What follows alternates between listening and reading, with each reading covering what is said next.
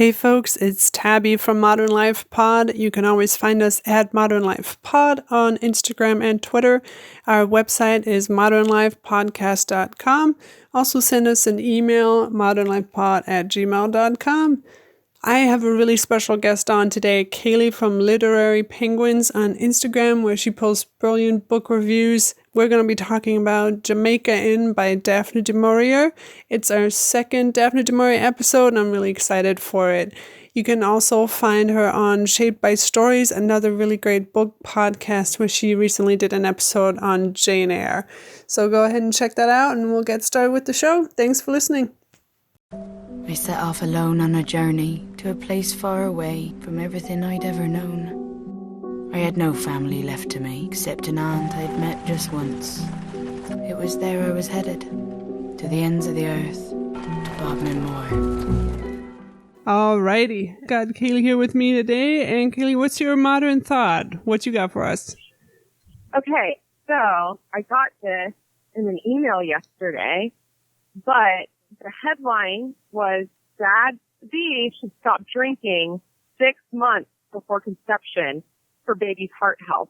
And as a woman who has a child and who's like trying to conceive, like that's like the worst thing for us is like having to limit everything else that like what we intake. Like for me, I don't drink, but like you got to stop coffee. You have to do all this stuff. And so for me to see a headline where it's like Dad should stop 6 months before they even think they want to have a kid made me so happy. Like, I was like, aha, all is in your court. Y'all have to do the sobriety thing way before. I didn't know anything about that. So that's what they recommend? No. Yeah, apparently it like leads, there's a link between the amount of drinking a father does between a year and 6 months before even like with their sperm and everything, like how it reacts. And it leads to congenital heart failures and heart disease in babies. Like that's one of the, when they see that happening in babies, they've correlated it back to the father and the mother's drinking habits. So it's not just on the mom, it's the dad too. Yeah, you never hear that. You always hear about the mom. Yeah. I wonder if that applies to drug consumption as well. I'm sure there is some sort of link because like we all know, like I'm housing the baby, I'm the woman, but your genes and your genetics are half of the thing too. So that's totally one part of it that could totally be affected before. And so we struggle with infertility. I have unexplained infertility, and like the amount of science I had no idea like goes into just like a man's sperm sample and like what can make his sperm actually good or not. Like blew my mind. So when I read things like this, I'm like, aha, it makes sense. There's reasons. That's fascinating. Yeah. Huh. It's a lot to say sperm, but there you go. No, that's a really good one. So mine is actually a cookbook. It's called The Art of Chocolate by Elaine Gonzalez. And she's passed away, but I love eating chocolate like everybody else. And this cookbook is just very approachable in explaining how to temper chocolate at home and kind of starts you off in steps that are easy to understand. And then the difficulty level gradually goes up. And I can only recommend it. It really makes the whole working with chocolate, it makes it make sense and it makes it into something that you can do at home. And it's just really well written and there's a lot of great pictures in it. So yeah. The Art of Chocolate. Oh my gosh, I need that. If I've learned anything from the Great British Bake Off, it's that chocolate is our worst nemesis when it comes to like cooking.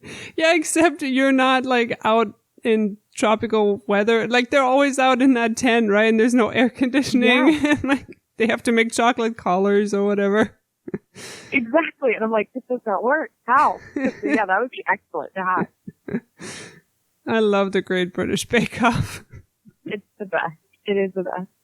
I caught up on the last couple episodes and I was like, I may have cried the last one. I was like, so happy. It's weird because now they're publishing it episode by episode, right? So I'm like waiting for all the episodes to be up so I can binge it, but I should just start watching it. Yeah. I know. I was like, oh, it's on. And I watched the first episode and realized, oh my gosh, I have to wait each week. And so I thought the same thing. I'll just wait. But then every time I would log in and it would have a new episode, I just would cave. But it's so hard to watch it one at a time. But it's because, PBS, lost the rights. And so when their rights lapse from BBC or ITV, I can't remember which one produces it over in the UK, but, Netflix snatched it up. And so that's where we got, last season, right after it ended in the UK. Mm-hmm. But now we're watching it along with them. And I'm like, no, I like having this all at once. Yeah. Perfect. But yeah, let's get started on the main topic, Jamaica Inn by Daphne du Maurier. Have you read a lot of books by her? I've read 4. I've only read 3. 4. Oh, you've read 4. Wow. Well, I've read some short stories, so I count that as 4 because I have a bind up of short stories, I Kiss the Bird. Mm-hmm. But I've read My Cousin Rachel, Jamaica Inn, and Rebecca. And then next month I plan on reading Frenchman's Creek. I'm excited about that one. Oh yeah, I really want to read that one too. Haven't gotten into it yet though. I mean, it's got legit pirates in it, so I'm excited.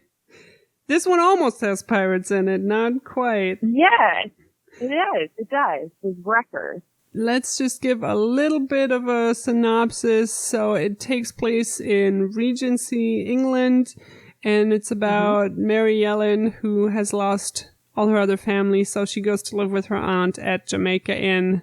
But when she gets there, she finds out that her aunt is in an abusive relationship and her uncle is also a criminal, a smuggler. So she's just kind of trying to get her aunt out of there and, yeah, save herself, save her aunt. I know. It's a really good book. Yeah. And I love it because it is Regency England, but we are so far removed from Kent and Jane Austen right now. Mm-hmm. We're in the wilds of the Cornish countryside, so it's same time period, but definitely different vibe. And it's Daphne du Maurier she loved the Brontes. And you can tell this is inspired and kind of almost like a fanfic of Wuthering Heights. Totally. When anyone tells me they like Wuthering Heights, you need to read this book. It is the closest thing you're going to get to Emily writing someone else. But the thing that I found also really interesting is the very beginning. Have you ever read Dracula? I have, yes. And I love that book so much. I've read it twice. But the very beginning is the exact same as Jonathan's journey up to Castle Dracula. And it's almost like that first part of Dracula where he arrives at the castle and you don't know what's happening. It's almost like Daphne just hits you over the head oh no, this isn't subtle. Because as soon as she gets there and everybody's told her along the way, oh, you can't go there, it's a bad place. Yeah. But as soon as she gets there, the uncle is just not subtle in any way. Exactly. It's just oh, well, this is how things are going to be now. Yeah. No, it definitely is. I never had put that together, but it really does, it's the same vibe. And Dracula was written by Bram Stoker, but he got inspired by a coastal city, which he talks about in there, Whitby Abbey. And that's up in Yorkshire too, where the Brontes are from. So it's that same wild kind of vibe inspired him. And so maybe he took inspiration from him too. Interesting. Yeah, the uncle has been criticized, I think, by one of Daphne du Maurier's friends and also other people as too much of a caricature, too forceful and too he's just a brute. I think it really works in this though. It does. And I was about to say, it's literature. So we're allowed to make characters out of our characters. One of those things that help drive the story and make people like your heroine and the actual villain, makes them that more real because he's not, Yeah. Yeah. So you watched the 2014 series. Oh, yeah. And I loved it. Which apparently a bunch of Brits did it, but I did. I honestly, because I looked up the criticism for that show, and it said that it was hard to understand people, and I honestly... Yes, you have to have subtitles. I had to turn on the subtitles. Oh, I'm sorry, I'm one of those people. No, I always watch the subtitles anyway, so I was totally fine. And then I was like, this is really interesting, because that was my introduction to Jamaica Inn. Like, I didn't even know who Daphne was. Oh. And so I was scrolling, I was sick one day and I was scrolling through Netflix. And I'm one of those people, like, I'm not a purist. I'm like, I have to read the book before I see the movie. Like, I can appreciate both in their own artistic right. Same. Mm-hmm. And so I, watched it. Like, oh, I should know more about this. Like, it's got, pretty big, actors in it. And so when I looked it up and I saw that it was a book, I was like, what? But that was the first article that came up was I think one from BBC or something, or The Guardian, being like, hey, you're going to need subtitles. And it's true. They're whisper talking in the craziest. All the time. Cornish accent. The accent doesn't even bother me, but I'm like, is this an ASMR video? Like, why are you whispering all the time? I can't. They are just drunk grumble whispering, the whole time. And you're just like, I gotta have that subtitle. Yeah, unfortunately, that criticism is valid. Very valid. So I also watched the 83 version of this, and then also the Hitchcock version from 1939, which I don't... Where did you find the Hitchcock version? Because I want to watch that one. Did you find it online to stream? It's free on YouTube. What? Yeah, it really doesn't have much to do with Jamaica Inn at all. Oh, okay, good to know. So the whole movie, so Hitchcock didn't have a lot of creative control like the way we're used to Hitchcock movies now, because this was in his earlier career when he was still living in the UK. And the whole movie is this vehicle for this actor, Charles Laughton, who is the villain in this, and instead of being the priest, he's actually the squire. But the whole movie, really, it centers around him. And it was so... Dude, he's a pretty minor character in the book. Right. He's there, but barely. Right. And interesting. And then Jem is, instead of being a brother, he's a secret undercover officer of the law who has infiltrated these smugglers. Which, Jem, if he knew that, if you were a real person and knew that was how he was being portrayed, he'd be like, oh, heck no. But I would never. Charles Laughton is, A, he's got these crazy eyebrows, and B, you can just tell that he needs to be on screen and take up as much time as possible. And you can just tell the ego from watching it, and then it becomes just a performance that I'm watching and just an actor instead of this overarching story. He's constantly, he's fidgeting with props all the time. He'll pick up a feather to write something and he's just banging it against a table the whole time. He has a lot of repetitive dialogue because I don't even know if that's written in or he's just ad-libbing it because he's like, oh, I just need to keep talking. At one point he's writing a letter and he dips the quill into the ink once and then just keeps writing it. So the first letter has a little bit of ink, but then he's just writing nothing. You don't see any ink, and he just keeps writing and writing on a blank piece of paper. If we've learned anything from period dramas, we know you need to dip that thing every other letter. Yeah. So it was just, yeah, and the movie also doesn't have any music in it. It's just the sound of wind the whole time or silence. It's really not one of Hitchcock's quintessential, works of art, I would say. Which is interesting because he's adapted, I think, a few of her works. Yeah, Rebecca and the Birds. I'm curious about this now. Yeah. Yeah, he didn't like the movie himself, I think, just because he didn't have any control over it. Really. And then also the way they portray Mary Yellen. The one interesting change was that she actually saves the ship at the end when they take her there. So she's able to... Really? Yeah, to turn out the light or turn on the light or whatever, and it saves the ship.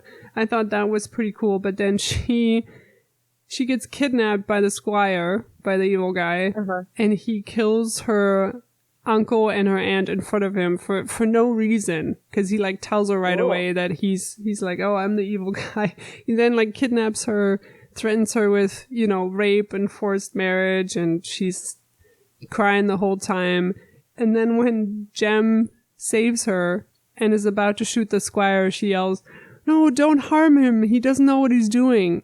And it's this trope that I've talked about before on the podcast of women always needing to be nonviolent, even if it makes no sense, even if they've just seen their family members murdered by someone else, or even if, they're in mortal danger. Been like, give me the gun. Yeah.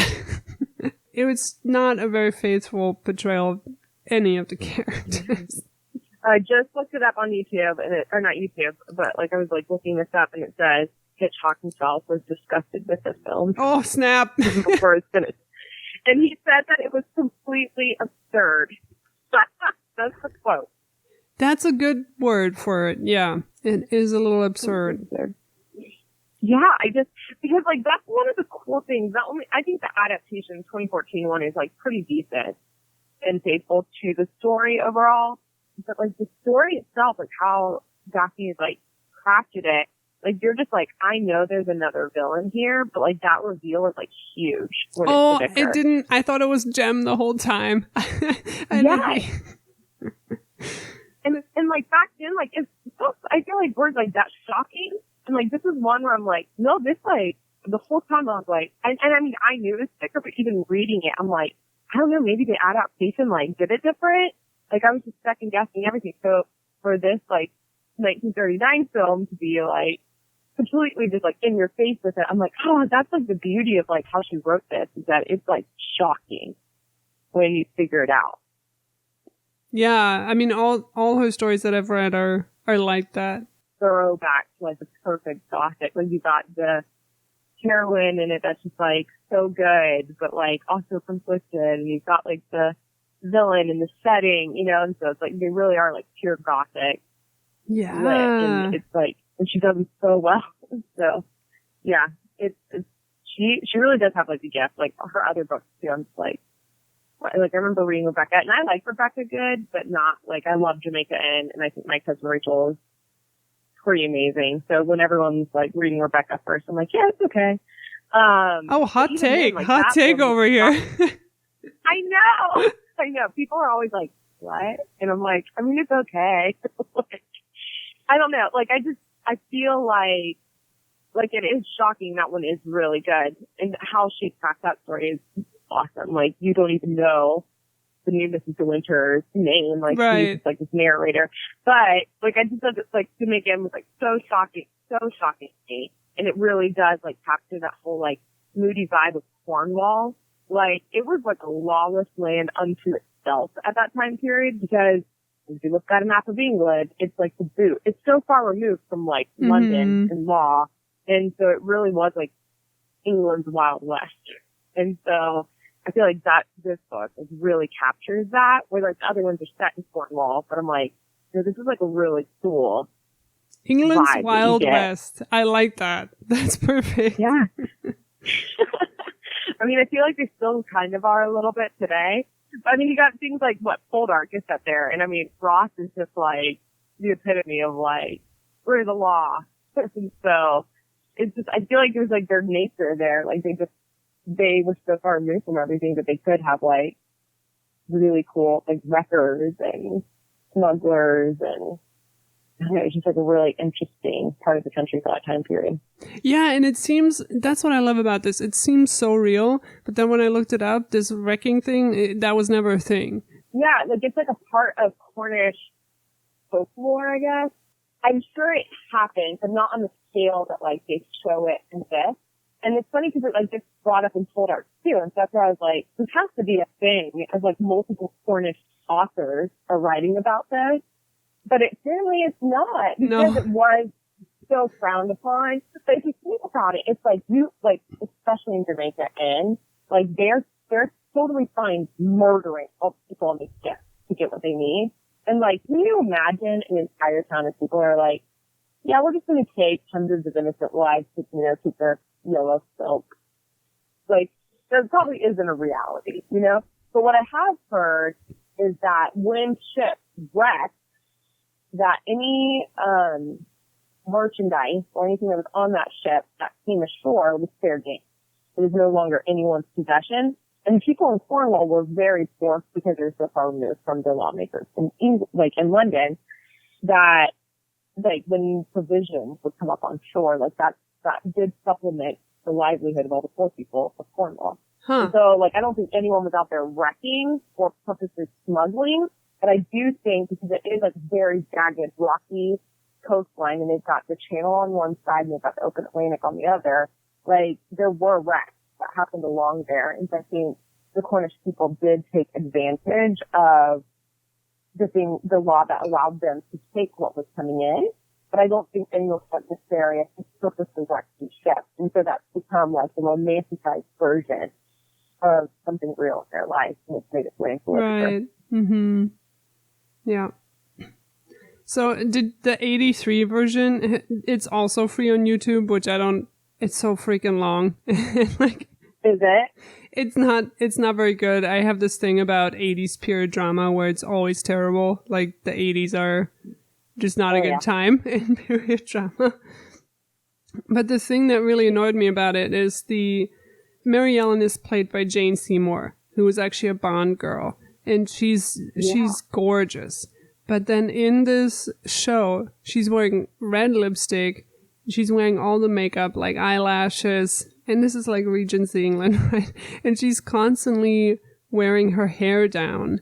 And she doesn't wear a bonnet or anything to, when she leaves the house. And it was something that was so obnoxious to me. And then to see that repeated in the 2014 version, I couldn't stop raging about it. And it seems like a stupid little detail. And I know hair and makeup is never on point for period drama because you have to fit it to modern times. But it just upsets me. I'm looking at pictures now and it's bothering me. Because she literally looks like a model. Yeah, because I just forgot her name. Jessica Brown Findlay, who plays Mary Ellen in the 2014 version, she constantly has her hair down and she never wears any stockings. And she's always pulling up her dress and like her entire leg is showing. And it's like you're trying to be like sexy and you're trying to have this person be attractive, especially on Patience. She constantly has her hair down. But I'm like, but what you're showing me within that time is an example of other things. So when people had their hair down, that meant that they were younger because only kids had their hair down. So what you're really telling me is that these people, there's something childish about them, or like them not wearing stockings. You're trying to show me like, oh, she's more boyish, she's like free, but that means something completely different at the time. So it's applying these modern cues to a period drama. And that will always bother me because I'm like, but aren't you making these shows for people who like period drama? So shouldn't you expect them to recognize it? Yeah, exactly, to be more educated. So it, I was upset by it. And looking at the Jane Seymour one versus Jessica's, like, there's a difference in, like, I agree with everything you said, but at least with the more modern one, it's like maybe show like, oh, she's wild. Like, this is a wild area. Like, she's always dirty. Like, the bottoms of her skirts are always dirty. At least there's that, like, rugged wildness to her pretty, like, so that we can accept it. But they're trying to make it where it's like, see, that it's stingy and muddy here, and she's always working and her nails are dirty. But, like, this Jane Seymour one, I'm like, she looks like she's on the cover of Vogue. Yeah. Sure. Yeah. I'm like, is this, like, a modern... Like, no, like, it is just so, like, if this girl was dropped in actual Regency Cornwall, she would have been, like, kidnapped and, like, probably raped. They would have just been, like, what is this angel that we all have received? Like, they would have just, like, their minds would have been blown if they had seen this. It's so far removed. The interesting thing in that version is that the relationship between Mary Ellen and Jem is a complete romance. So they left, and in all versions, I think they leave out, for example, that scene where she goes over to his hut and she starts cleaning it and he's like, make me dinner, and she does make him dinner. Like, cause he's not a romantic hero. And by the end of the novel, when she goes with him, I was like, no, what are you doing? Like, I get that it's in character for her, but it's not a romance, right? Yeah. Well, I feel like it's romantic, but it's definitely not romance. Like, to me, if this was, like, modern, it would be like those, bloody, like, biker gang romance novels, where it's like, ooh, she's really good and versatile, and they're really bad, and they're gonna crush her, and they're gonna treat her horrible, but she just loves the thrill, so she, like, is all, like, I just feel like that's what it is. It's like, she doesn't necessarily feel safe with him, and she doesn't, like, for me, like, the end, I'm just like, when she goes, I think it's her just being like, I'm abandoning all propriety and I'm going to be lawless with him. Like, she's just like, it's not necessarily that I love him, but I've gone through all this garbage. Like, what is the point if he's good? Like, at this point. Like, and I'm just going to go with it because I'm attracted to him. Like, to me, like, that's what it is. It's not like the slow burn or like amazing romance where you're just like, they need to be together. They're meant for each other. And I think she's just like, well, he saved me, and that was horrible to live through, and he gets it. So I'm just going to go be lawless with him, and we can steal horses. Yeah, and also that at the end, in the book, she leaves without telling anybody. Like, she doesn't tell the squire, she just hops on his, She just goes. Yeah. And in the 83 version, there's actually a really nice moment between the two, and she says goodbye, and she's on her way. She's waiting for the carriage to take her back to where she's from. Where's that? It's in Cornwall, but it's like a few towns over. I think it was the same name as a town where the heroine's from in North and South, but now I can't. Helston, right? She's from Helston? That's it. It is. It's the same name, but Helston in North and South is like different. In the countryside. This, I think I even Googled it. It's in Cornwall. They're spelled different. Ah, okay. Got it. I thought the same thing. I was like, what? But it's like a more provincial side of Cornwall because it's like a little further, like more south. It's like they're like more of a farming community. Gotcha. That makes sense. Yeah. So she's. But I looked it up. Thank you for doing that. So she's waiting for the carriage, and then Jem drives up with his wagon. He's like, "Come with me," and she's like, "No, I'm going home. I don't belong with you." And then the cab drives up. You don't see her. Her trunk gets put on there, and then it drives away, and she's still standing there. And then all this romantic music swells. And she runs up to his cart, and he's like, "What about your trunk?" And she goes, "It didn't belong with me. It belongs back home." And then they drive off into the sunset or whatever. Her trunk of all things. It's so cheesy. I'm gonna have to watch this one now. I feel like it's gonna be one of those it's horrible, but it'll entertain you. Right. It's just so bad. Yeah, I don't know. I feel like Jem, I really, obviously in real life, my husband is super nice, sweet. He's the most kind and caring, quiet individual. But when I'm reading stuff, my book boyfriend, I'm always just going after the Jem or the Mr. Rochesters. I'm just are you bad? Do you steal things? Do you have a wife sitting in your attic? You're my kind of guy. So I tend to romanticize them a little bit. And so I think people can make an argument for it, but I'm it's not a romance. This isn't a romance at all. Yeah, especially that moment when they're in town and he's pressuring her to have sex with him.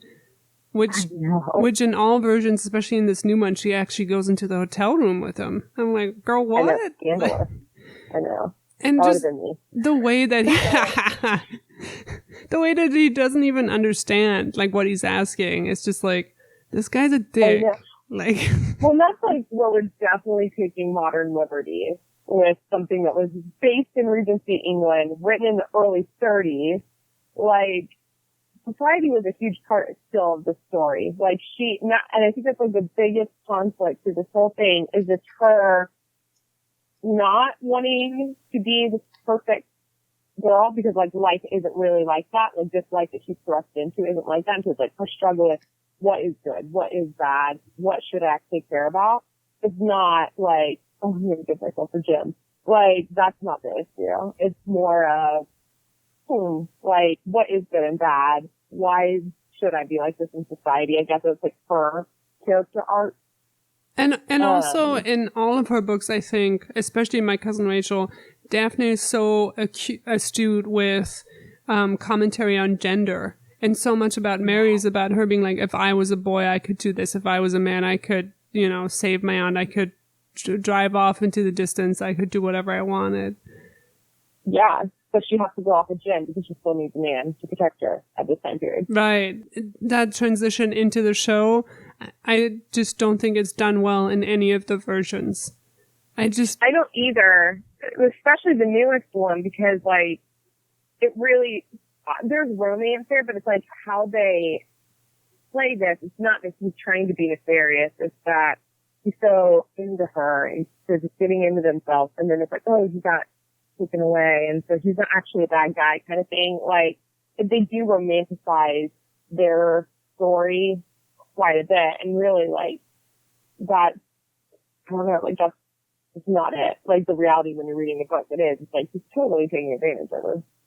And also, I think them making it so romantic by the last episode, it's troublesome because early on they're so physical with each other, and that's something that was added in. And I think it's just a director being like, oh, this will make it more edgy, this will make it more sexy. Yeah. Like, let's have him watch her like get undressed. Let's have him like grab her all the time and hold her mouth closed and like.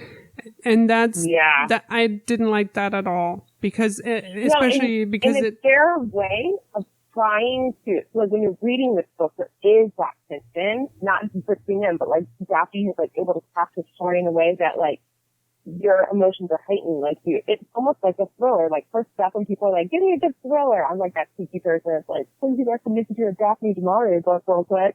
Like, because it is like how she writes so much tension and like angst, but not necessarily like sexual or physical. It's just like how the story's being crafted and how you're learning things as you're reading. You just like feel wound up and then it's like, like something crazy is going to happen. And so I feel like that's how like the directors are wanting to like bring that across in in their adaptations, but they're doing it in a romanticized way because that's the easiest thing. Like that's the easiest way to build tension with your audience is when you're like, ooh, are these characters going to like love each other? And so it's like they're building up this like tension that way versus because when you're reading, you're getting the words, and so the words can do that for you. But when you're watching something, you have to almost have something like slap in your face to do it sometimes. Yeah, I just think there's a better way to do that.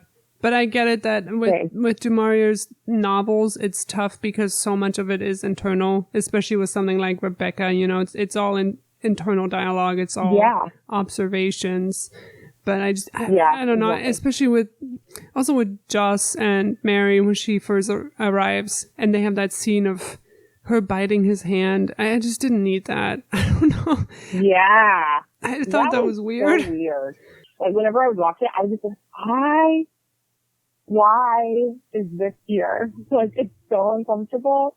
And I'm just like, that's how he needs to know she was like wild and could be there. Like, she like bit his hand. I don't know. It's just, and it's not like I'm gonna bite it. Like, it's just like I'm shoving my hand into your mouth like a gag.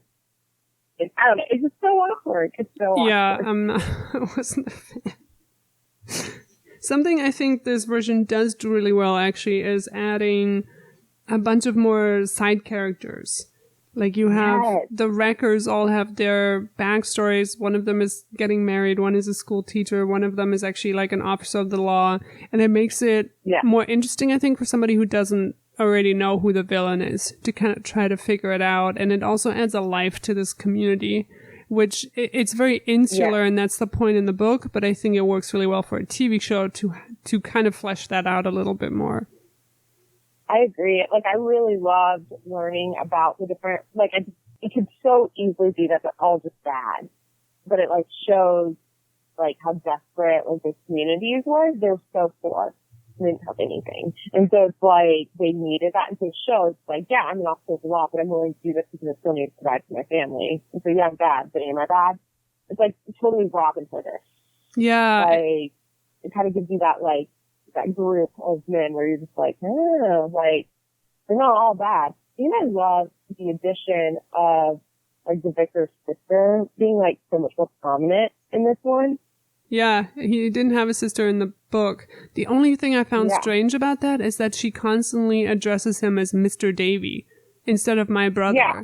I found that very Yeah. strange. Like something was just wrong with the dialogue there, but yeah, it really legitimizes him as as the vicar and as this good presence in the village, because you have all these other characters and they're just so pious and they're giving out food and they're so good all the time that I think it comes as a shock that he's the villain, you know? And yeah, like I was almost more willing to accept like, oh, it's totally his sister that's the baddie. And then you're like, no, wait, it's him? Like, Yeah. it's just so shocking because he is such a kind person. Like he is outwardly, like he's also speaking of the vicar, he's albino in the book. So it like surprises me like how they totally ignore that. Like that's kind of a thing that they talk about several times in the book. I actually am glad that they ignored it, because in the 83 version, the dude is just wearing like a bunch of white makeup. Like it wasn't. They try to make him albino? Yeah, and it wasn't done well. It just looked like somebody like going as a ghost for Halloween. So I was kind of like really happy that they didn't try to do that in this one, because I was like afraid it was gonna look bad. Yeah.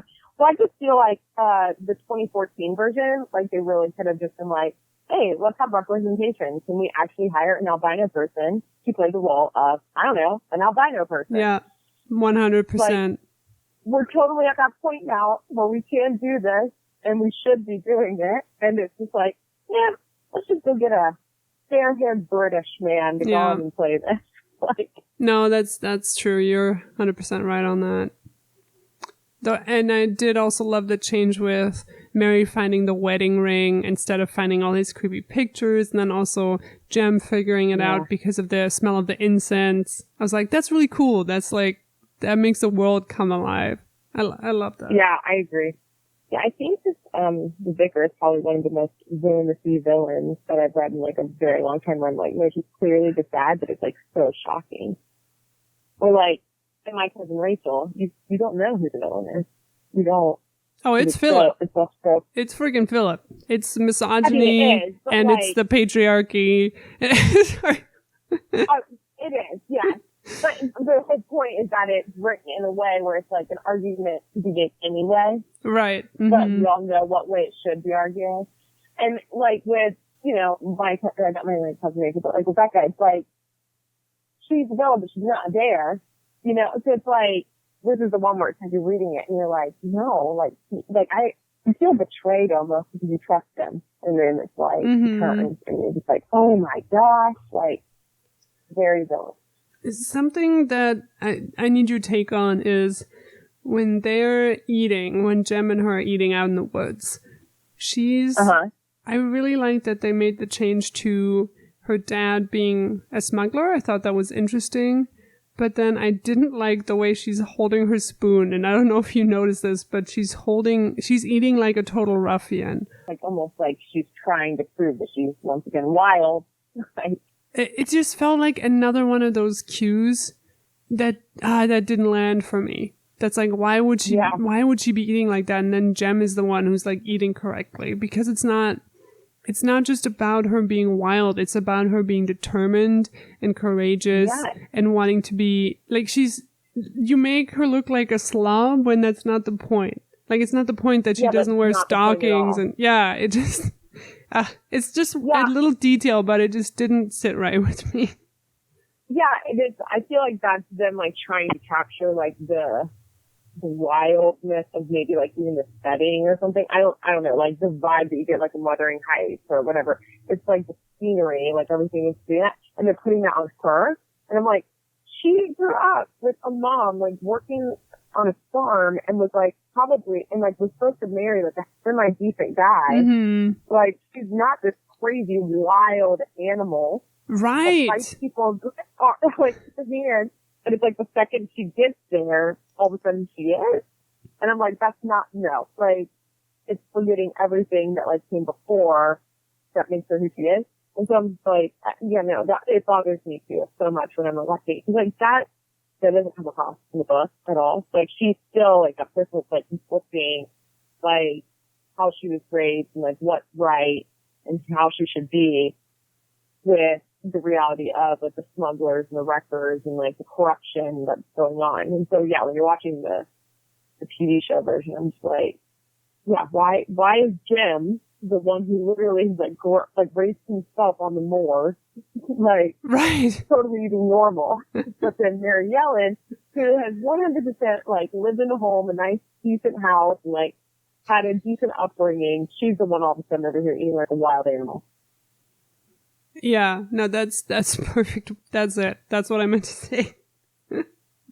Yeah, totally agree with you on that. I did really like, though, in this version, all the beautiful nature shots that they had, and her being out on the moors, and that scene of her getting stuck and just demonstrating the dangers of these environments. And I think Daphne du Maurier uses nature a lot in her novels to communicate environment.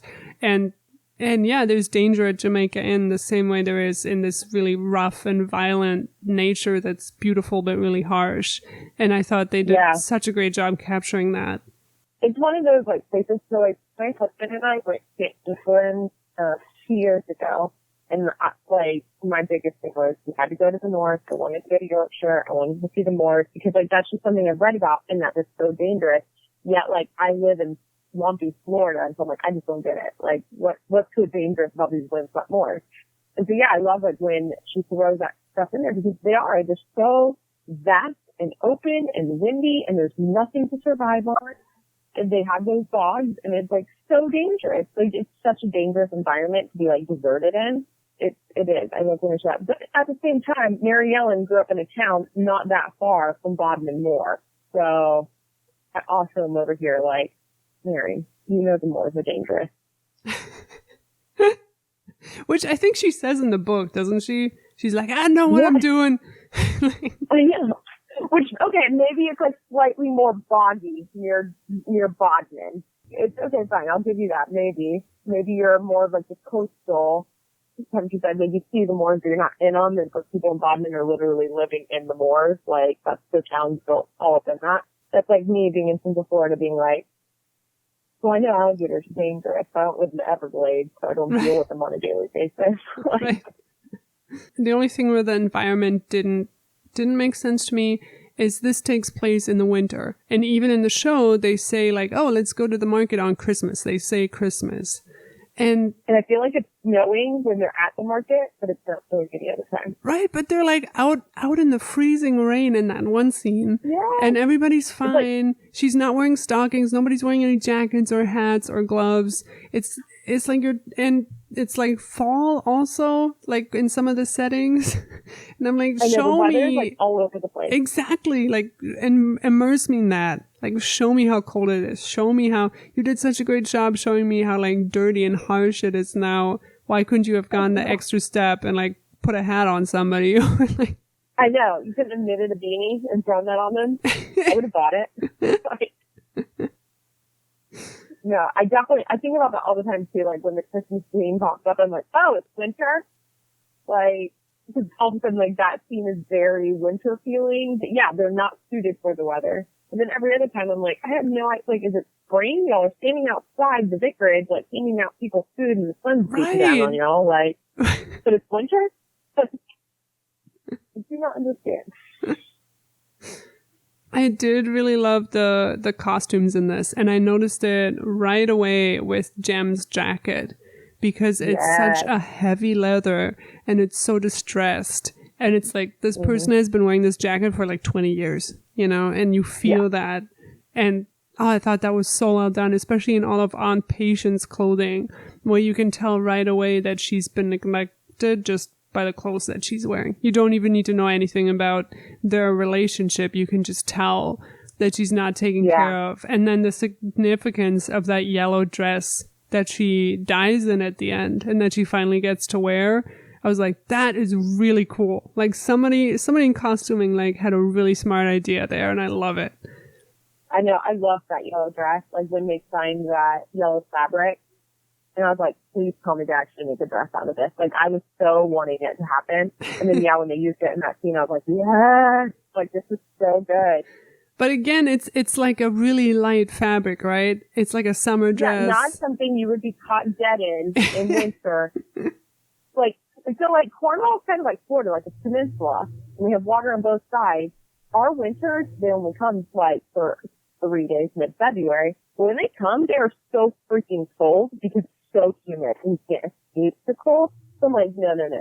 These people in Cornwall in winter would have been like bundled up, not going anywhere. Not in this flimsy yellow dress. It is beautiful though. I feel like that actress, I'm trying to remember her name, does such a great job. The aunt, Joanne Wally, right?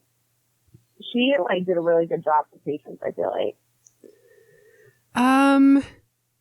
I have some notes on that because I don't deny that and I agree with you, but the patients that she portrays and the very modern take on, it's just our modern understanding of domestic abuse, I actually really liked. Yeah. Where she was like, no, this is him showing his love for me if he treats me like this, and, don't tell him not to hit me because I get him and you don't.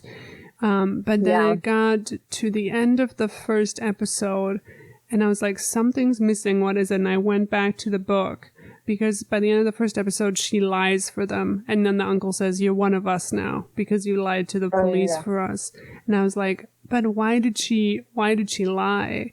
And in the book, all her motivations come from saving her aunt because her aunt is such a pathetic figure in the book because she's just so beaten and she doesn't acknowledge anything that's happening, and she's like, no, like she knows that her husband's a criminal, but in the show you got none of that from Mary Ellen. Like I noticed that over and over that motivation was lacking. So then it just turns into, oh, Mary Ellen is becoming like a rebel. She doesn't want to be saved. Like she totally confined herself to the fact that like this is my life and I've accepted it. You're right. In the show, right? Yeah, in the show, exactly. Because, like, I guess what I think she does well in portrayal is that mousy, like, skittish nature is still there. But, like, in the book, she's not so, like, in the show, she's, like, so accepting and just, like, listen, I figured this out and this is how I survive, kind of thing. But that isn't in the book at all. Exactly, like she's Mary really like, I gotta save this woman. Like she can't do anything for herself, and this is dangerous for her. Yes, and that's what you feel all the time in the book, that there's hope. Like you're on Mary's side, that she is gonna get her aunt out of this. But I didn't get that feel with Aunt Patience in the show. Like she was too strong and determined of a character, and also too, I don't want to say brainwashed, but like too immersed in that world of her husband's. And I also didn't see enough attempts or intention by Mary to try to get her out, that I was just confused as to the whole message. And I think maybe that's why also the whole like, oh, Mary's just wild thing didn't work for me, because it was like the motivations weren't, like that's not Mary in the book. That's not why she's doing this. Yeah, I guess that's like the biggest change probably overall from the book to the movie is just the underlying purpose of Mary. Because, like, that is what drives the whole book. That's what causes her to stay in this horrible situation and causes her to, like, get immersed in this world and, like, be forced to either be there when that ship's being right. It's like she's tolerating it all and doing this all because she's getting her aunt out. And with the show, that isn't there at all. It's almost like this show is showing Mary turn wild. Yes. Like, this setting, the scenery, this life, turned her wild, which is why she's okay leaving her gym at the end, which is why, she fights her uncle's hand, like does all this stuff. Like that's almost the underlying point of Mary in this adaptation, is to show her turn wild versus her being a hero and like getting her aunt out of that, and that like she can be this independent woman that like gets them out. Yes, and they actually do that really well in the 83 version with Aunt Patience, where they really show, they really show Mary like trying to take care of her aunt and trying to get her aunt out of there. I just kind of missed a little bit for this one. Oh, another thing that I just remembered that I wanted to say about the clothes. What was so impressive to me about this one is because they're dirty all the time. Regency clothes, you don't really make them, right? They get borrowed over and over again. That's why you see the same dresses in all the Jane Austen adaptations.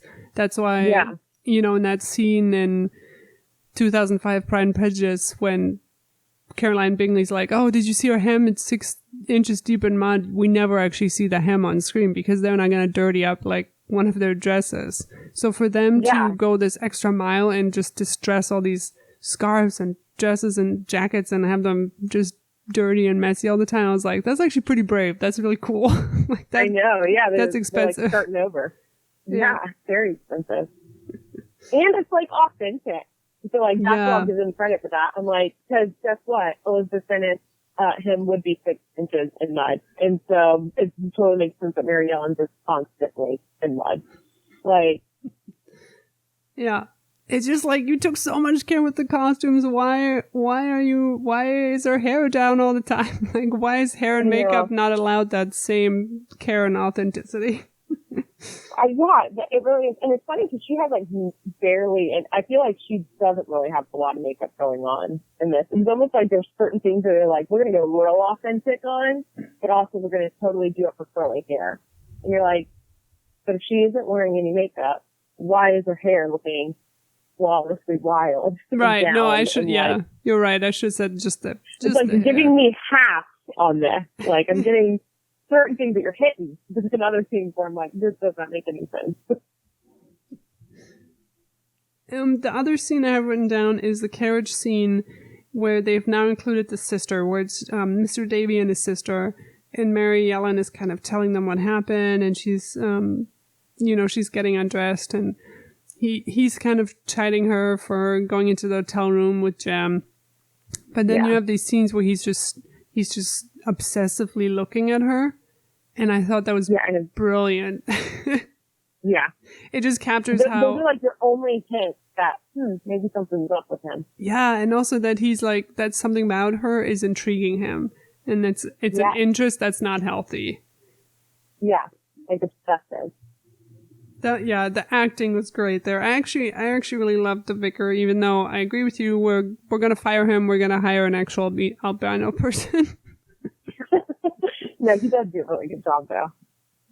Like, so for me, like, and now I'm curious to watch the Alfred Hitchcock version and the 83 version, because that scene where they're on like I can't remember the name for it, the big rock, like on top of the moors, and he's like Jim's going after him with Mary, and he's like kidnapping her and taking her up there. Yes. Like that, it almost could be very cheesy. Like I could only imagine that. I don't know if this is in the Alfred Hitchcock one, but just how like cheesy that scene, and like because it's like going to the middle of nowhere up to a top point where you can't get down. But it's like he does it so well. It's like he really is like brave and impassioned and like, I'm going to take you. And like, I don't know, like, I feel like he does that scene really well that it's like almost believable, where in real life you'd be like, what are you doing, fool? Like, you're at the top point. There's literally no way down without getting caught. What are you doing? Kind of thing. But he makes it to where it's like, this is dangerous. I believe this. Really you thought, but you thought that final death scene was, well, I thought it was not well done. No, that was cheesy. That was cheesy. Where he's like standing up, like almost like in a cross, and they just like hit a, that part is cheesy. But I meant like the whole like escape up the rock, and like while they're up there like arguing. Yeah, and then there's like the bones lying there. I did like that. Yeah. I felt like it was really well done. That could have come off so cheesy.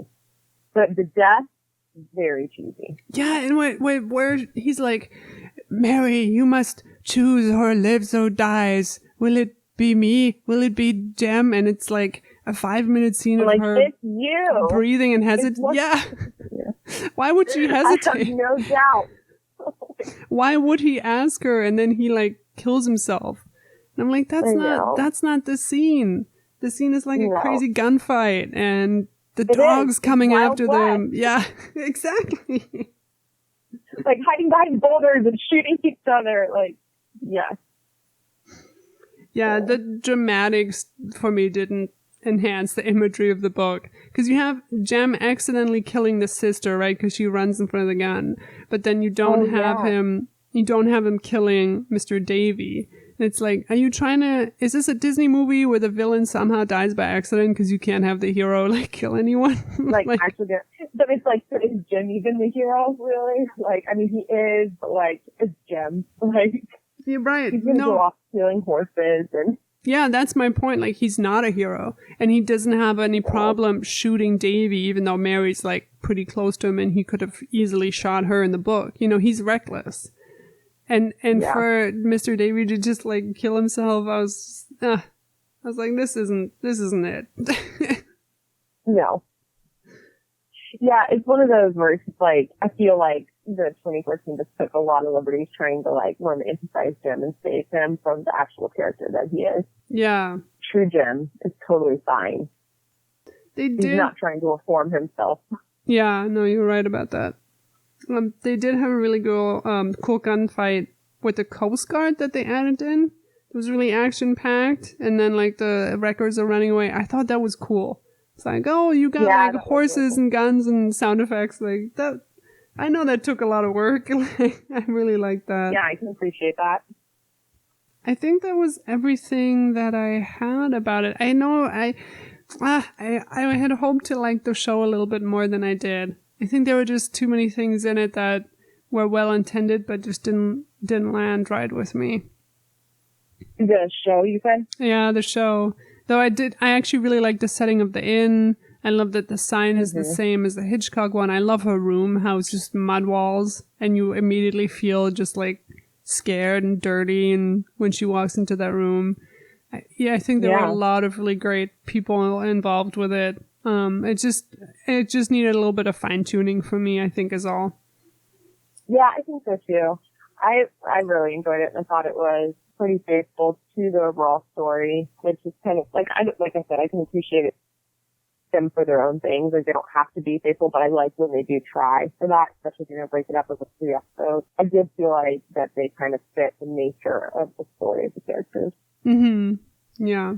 Yeah, now I'm definitely interested in watching Jane Seymour. Like, I had no idea that existed, and I'm just like, I've got to watch this now. Yeah, it's not... I think it just needed a lot of editing. It's also a show, it's not a movie, and they have all this footage of, like, this ship prop that they have, and it's just water hitting the ship. And I think there's a tendency when you get like a prop or like a really cool vintage car in one of these like old movies to show it off when really there's no purpose for it on screen. So there's just a lot of scenes where I'm like, oh, this didn't need to be that long. Yeah. No, that's gonna stand out to me now that you've mentioned that. Like, every time you bring it up, I'm gonna be like, oh yeah, there's another shot of the ship. Right.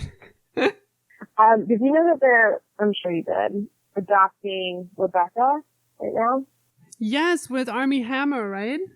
Yes. I'm actually really excited. He doesn't seem old enough to play that role, especially who's the other one? It's also a Downton Abbey person. What's her name? Lily, what's her name? The girl from like Downton Abbey and Cinderella and Guernsey Literary. Which I feel like my friend Diane was saying, like, she's contractually obligated to only be in period pieces. She's the new Keira Knightley. I know. But I'm excited, and I am excited he's younger because what version is it? The more popular version, and I cannot remember his name. The guy from Game of Thrones. Oh, Charles Dance. I have seen that one. You've seen that one? Yeah, it's really good. But the entire time I'm just like, I don't know, I feel like it's a pedophile. Like, all I could think of the entire time is he's so young, and he is so old in that. I just feel like the age difference is made so drastic in that one that I'm just like, I don't want that to be a deterrent for anyone who's now getting introduced to the story through this adaptation. I'm like, maybe you'll actually appreciate the story and not be so distracted by their age difference. Like, I think the only reason why that bothered me was that they had so many sex scenes in that version. So many. I'm like, I don't need this. If they left that out, I would have worried. It's like, don't show me. Oh, okay. Like, y'all are legit having sex right now, and also she's like probably 12, and you're like 70. That is an aspect to the story that I think also the Hitchcock version captures so well, is him treating her as a child and him being in a position of power financially and experience-wise. Over her. Yeah, for sure. But that's interesting that you bring that up, that you don't want that to be a deterrent. I hadn't thought about that. Yeah, I just feel like it can be distracting and people will focus on that. Yes. And miss, like, the actual cool parts of the story, which has nothing to really do with that. Like, because there are so many ways to show a man treating his wife as a child without her actually having to be, like, without the age difference having to do that for you. Like, there's so many scenes, like, when she comes down the stairs dressed as the first Mrs. De Winters, and how he reacted. There's just so many things, like him introducing her to all these things that she's never seen before. Like, there's ways of doing that without actually having to have, like, the drastic age difference. No, you're right, because everyone else. There is also a class aspect that you can totally play on that exists in the book. Yeah. No, that's true. But, no, I'm excited to see how they do this one, because they like readapted Jamaica Inn, and they readapted my cousin Rachel, which that's its own thing. But like, is that one good? The Rachel Weisz one? I haven't seen it. I've just read the book. I think it is, and so I've only seen that one, and then the one with Olivia de Havilland and Richard Burton. That's who's in it. Oh, okay. I didn't know there was an old one. Good. Like, that one's really good, but it's definitely like the 1950s like drama where you're just like, it's almost all played up a bit. And so this one, I feel like it got like the Gothic vibe to it through like scenery and stuff.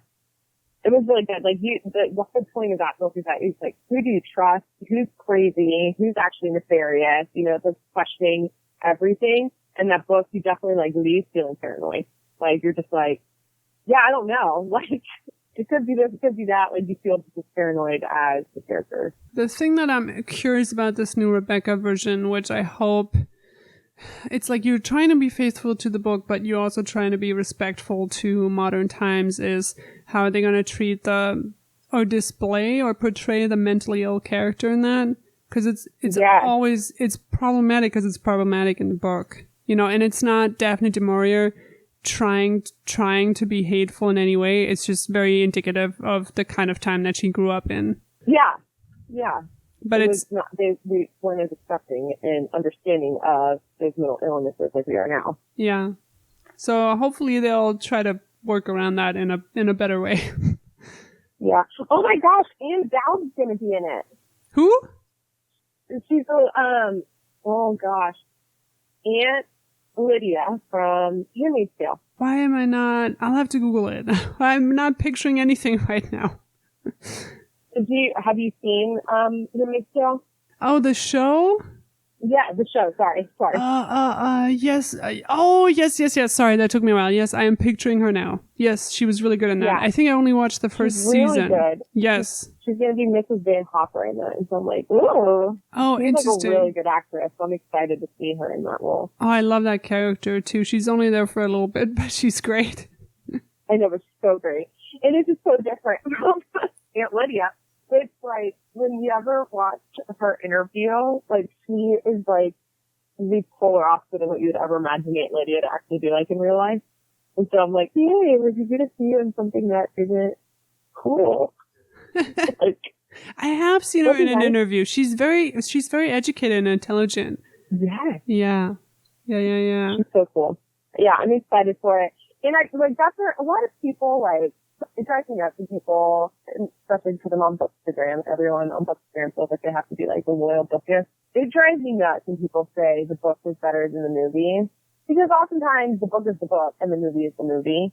And like, you just have to appreciate it for that. But what I love about adaptations is that they introduce people to the world that they would have never otherwise known about. Mm-hmm. And one of my friends who reads a lot, she reads like nonfiction. It's like, who's Jane Eyre? Who's the Jane Eyre? Who's Charlotte Bronte? And I was like, oh my gosh, let me tell you. And so then she's like, where do I start? And I was like, I'm not going to start you on audiobook or always a book because you're going to like just not get it like I do because I love it, you know? But this is not your normal reading. And so I told her to watch like one of the adaptations was like before episode, and she liked called me later that night and was like, I watched it all in one day. The story is amazing. I want to read it now. And I was like, see? That's what these adaptations do. They hook you in and they introduce you to this world and it gets you excited to want to read through it. And then it gives you the patience to want to go through language and culture and stuff that you might not necessarily have the patience for before, because now you understand the overall story. You get what's trying to happen here. That's why I'm like, please do these good, because I don't want to ruin the story for people, because these stories are so good. No, that's a really good way to look at it, actually. I hadn't thought about that. Yeah, that's a good take. Have you read Jane Slayer? Because I've just read it. Jane Full Air? No, it's Jane Slayer with it's Jane Eyre with vampires and the wife is like a werewolf in the attic. Oh my God, no. But that sounds right up my alley. I just listened to the audiobook recently and I was like, this is awesome. My favorite will always be Sense and Sensibility and Sea Monsters, but Jane Slayer is pretty good. I forgot. I did see this in the photo because it was like a whole Pride and Prejudice and zombie, right? I love that one too. It. Yep. Yes. Oh my God. And it's like that romanticized portrait of Charlotte Bronte holding a dagger. Yeah. Yeah. I'm 100% going to be reading this now. I love this. Anything else? Any last thoughts you had about Jamaica Inn before we wrap it up? I don't think so. I just want everyone to read it and give it a shot. Maybe throw subtitles on if you're going to watch the 2014 version. Right. Alrighty. So that was Kaylee on at Modern Life Pod. You can also check her out on the Shaped by Stories podcast. She just had an episode on Jane Eyre, actually, that I loved. I just listened to it on the drive home and it was an excellent episode. So we'll link that in the show notes. And then, tell us about your Instagram and where people can find you. Yeah, you can find me on my Instagram or Bookstagram account, Literary Penguins, but it's spelled like PNGWYNS because our last name is Gwyn. Yeah. And so I'm over there. I just want to just do extrovert, I feel like, in the book world. so I do a lot of video reviews where most Bookstagrammers are like terrified to show their face. I'm like constantly on there showing my face and like giving a very blunt and sometimes fangirly opinion on what I've read. So I guess that's my thing on there. But I do a lot of video reviews and I tried BookTube. It was too much work. So I just do IGTV now. There's your reviews, the way you communicate something about a book, I always feel like I can trust you. Like, I'll either add this to my Goodreads. Like, I don't need to read anything else about this. Like, if you say it's fine, then I'll add it.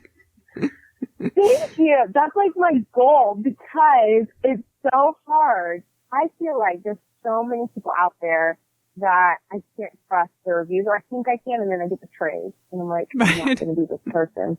I'm not going to do it. Which is why I love spoilers, because I have to rely on them. Because someone will review a book and I'm like, let me find some spoilers about this to see. Oh, that's what I can trust. I didn't know there was somebody else like me out there because people are so scared of spoilers. And I'm like, it's 2019. There's spoilers everywhere. The internet's everywhere. I am a spoiler lover. And in fact, same. Spoilers often save things for me. Where I'm like, no. And I would have been done with the thing. Reading the spoilers, I'm like, okay, I can get past it now. Let's go. And it ends up saving it for me. When I was a kid, I grew up with Harry Potter, and I remember trying to read Harry Potter, and I was like, nah, I don't like it. Because everyone in my class was reading it. And then I just remember one of my friends being like, oh, just wait till you get to Hermione. She's a really cool character. Also, they play Quidditch a lot. And oh my gosh, at the end, when the professor turns around and it's Lord Voldemort, his mind's gonna be blown. And I was like, I want to read this now. So then I so they basically spoiled the entire thing for me when I was in elementary school. And I read it and I would get to the point where I'm just I'm not feeling it. I'm like, oh wait, I can't wait to read it for that. Let me wait for that. And so then I would get to that point. I'm like, okay, no wait, all right. And now I got to get to the point where Professor World pops up and it's actually Lord Voldemort, those things sometimes get you through parts where you're like, I don't know if I would like this. But then there's things coming that you are going to like. And so you keep with it. Totally agree, especially nowadays that like what you have a kid, like we all have jobs, like I can't invest, especially with a book, so much time, and then I get to a part and I'm like, oh, that really doesn't sit well with me. That's why, especially for romance novels, I'll try to read all the spoilers because I'm like, I can't get to a part that might be hot for somebody else, but like that really irks me in like a weird way. And like now I've already spent like half this book reading it, and I'm getting to a part where I'm like, oh no, I have to DNF it now. I know. And the thing too, like there's so, like because of influencer culture, like so many publishers and they just send books out and people feel compelled. Like, I got this for free because I'm not, like a critic. I can't give it an actual review. They don't have time to really review the stuff. And so then we get all of these things where people are like, oh, I got this book. I'm so excited to read it. And so then we get all this like fake hype around these books. Yes. And then I go to read it. True. Like Fixer Up was one where I read it and I was just like, no, y'all all did me dirty. I'm upset. I did not like this book and I'm mad at you all right now because I just trusted everyone who thought it was going to be good. And I was like, never again. No. But yeah, I don't have the time. Like I have such limited time for this. I want to. Like Game of Thrones was one where I tried watching it. I think I watched the first 3 seasons like 4 times. Because I was like, I'm going to get into it. And I never did. And then I got FOMO real bad when the final season came on. And I think they were like 3 episodes in. I was like, oh, I'm going to watch it. So I binged it, like all of it within like 2 weeks. And it was like a couple of days before the last few episodes came out. I like fell hard into deep dark Reddit. Because I was like, I need to know how this ends. Like I've invested so much time into this now. I'm not going to wait and have these surprises happen to me. And can I just tell you how grateful I am for that? I think if more people had spoiled that ending for themselves, they would have been perfectly content with how it ended versus being in a rage.